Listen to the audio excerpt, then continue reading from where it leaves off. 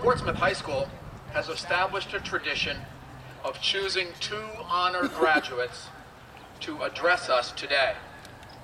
The first speaker is chosen by the class officers, and we charge them with choosing a senior who they feel best represents the spirit of their class and can convey that spirit to the assembly.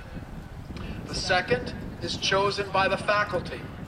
The criteria for the choice is to find the singular student who best exemplifies the qualities of scholarship, integrity, and a commitment to excellence.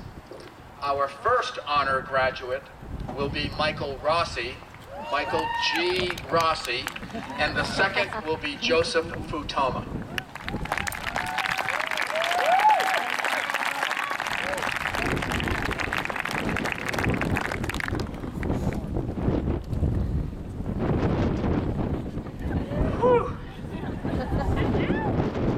Hello, class of 2010. Hello, class of 2010.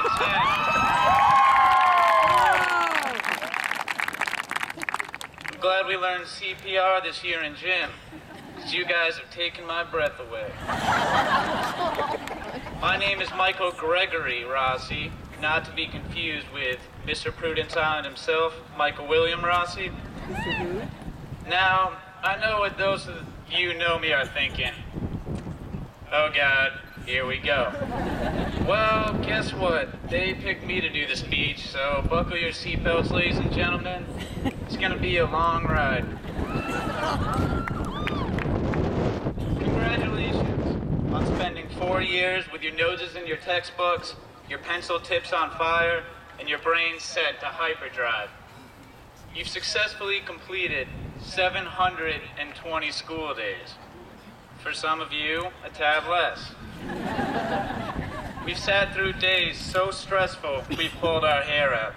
We've sat through days so slow, we spent the 6 hours daydreaming about going home and playing Xbox until carpal tunnel kicks in.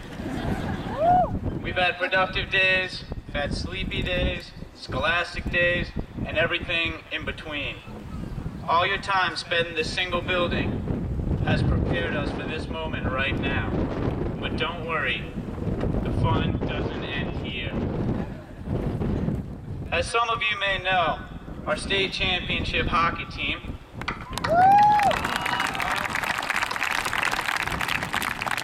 has skated out to the theme song to the movie The Boondock Saints for the past 4 years. So it's only fair that I pull a quote from such an inspirational film. In the opening scene, the priest mentions during his homily, quote, "We must all fear evil men, but there is another kind of evil which we must fear most, and that is the indifference of good men." Isn't that right? God knows most of us fear evil men. Isn't that right, Mr. Littlefield? But do we really fear the indifference of good men? Do we really strive every day to accomplish what time will allow us to? It's not that we're terrible human beings, it's just sometimes the extra effort's a little too unappealing. That's why God invented wireless remote controls. Now, I'm not saying shut your alarm off every morning, take a shower, brush your teeth, save some whales, invent a hybrid car, and plant a rainforest or two. Sorry, Mr. Arsenault. But what I am saying is that our class has to be the class that cares. It's the people's shoulders that are sitting to your left and to your right that all future issues, whether it be local or global, will fall on. It's up to you as individuals to decide whether you will be the indifferent person and leave the issue as someone else's problem, or will you be part of the solution? It's easy to say, not my problem, go home, cook some Hot Pockets, and take a nap.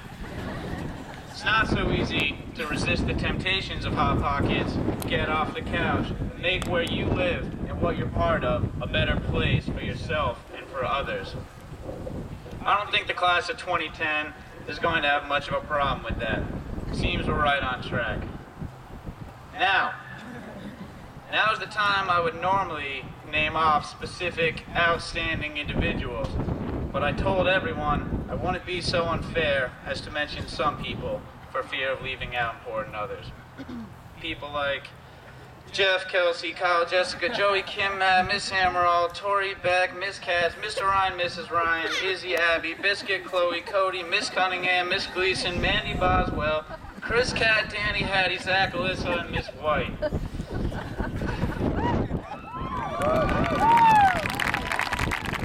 I promised some others too, but I'm out of breath as is.